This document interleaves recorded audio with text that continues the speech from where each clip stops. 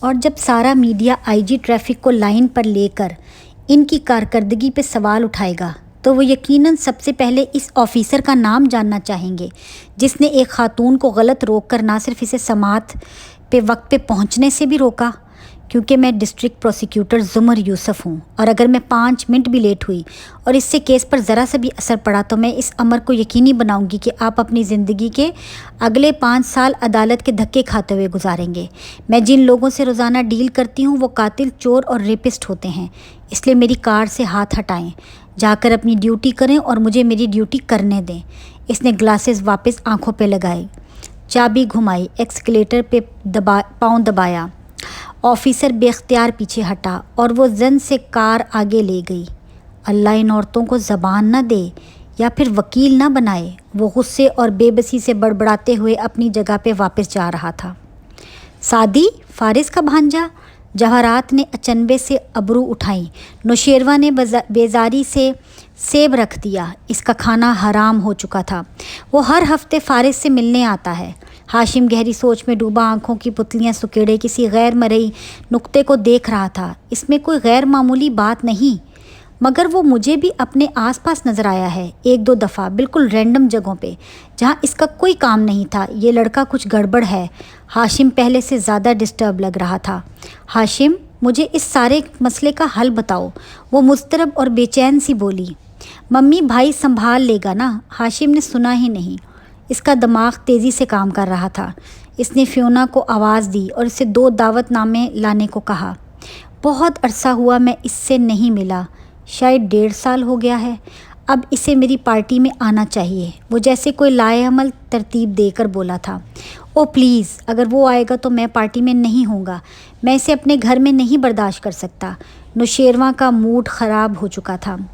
University کے 5 سال میں نے اسے برداشت کیا، اب نہیں۔ پھر یکایک اس کے تاثرات بدلے، وہ کھڑا ہو گیا۔ جواہرات نے لاؤنج کی سمت دیکھا، شہرین ادھر ہی آ رہی تھی۔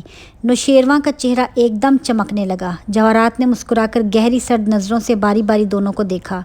آپ کب آئیں؟ مجھے پتہ ہی نہیں چلا۔ نوشیروہ کو اپنے رف حلیے پہ جیسے شرمندگی ہوئی تھی۔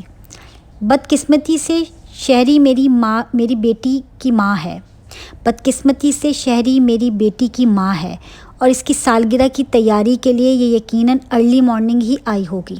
ہاشم مسکرا کر کہتے ہوئے اٹھا اور مڑ کر اسے دیکھا۔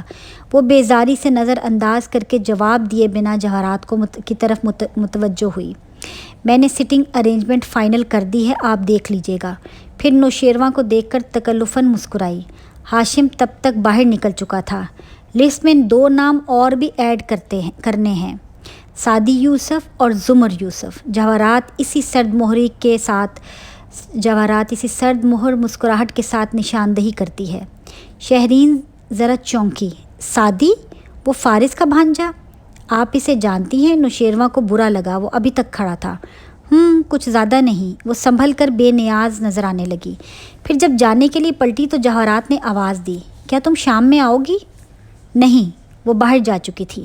جواہرات نے مسکرا کر نوشیروہ کو دیکھا اور نزاکت سے ایئرنگ پہ انگلی پھیرتے ہوئے بولی، وہ ایک دن میں بھی دوسری دفعہ اس گھر میں آنا پسند نہیں کرتی۔ نوشیروہ چونکا، پھر خفیف سا سر جھٹکا اور کھڑا ہو گیا۔ یہ سعدی لوگوں کا ریسٹورنٹ وہی ہے نا؟ بات بدلنے کو اس نے پوچھا، پھر وہ واقعی اسی نہج پر سوچ رہا تھا۔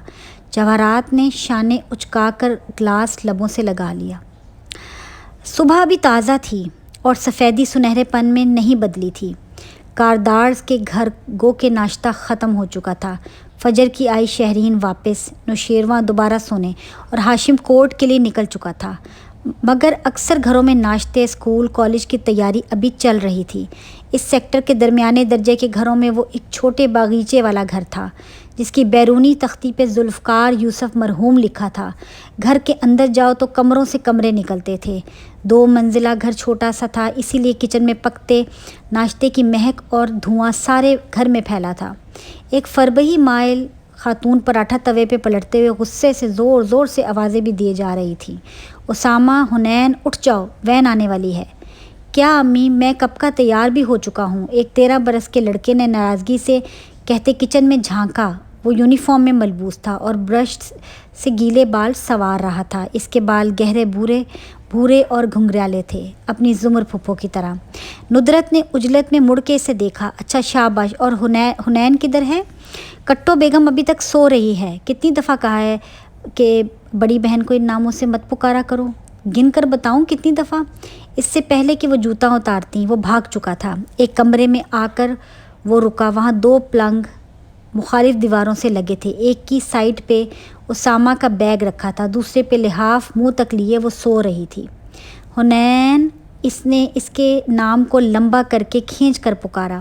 کٹو بیگم اٹھ جاؤ۔ پھر غصے سے اسی کا لحاف میں دبکا بازو ہلایا۔ اندر کوئی جنبش نہ ہوئی۔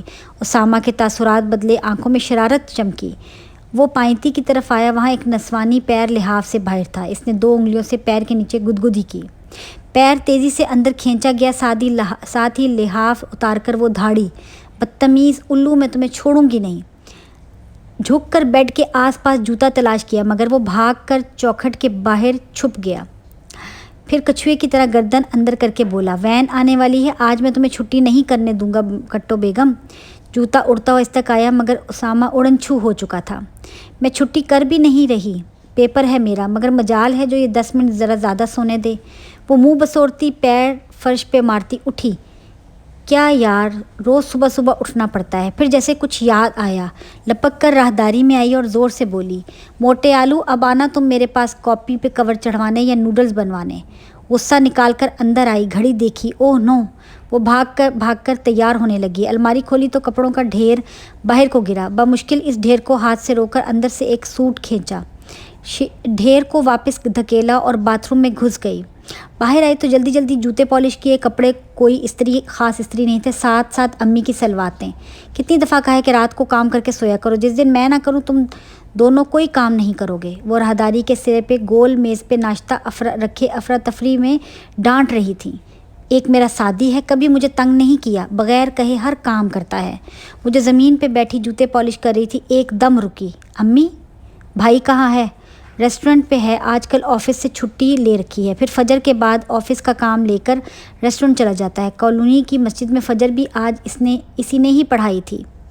امام صاحب بیمار ہیں نا، اور ایک تم دونوں ہو، جس دن جوتے نہیں کھاؤ گے نماز کے لیے کبھی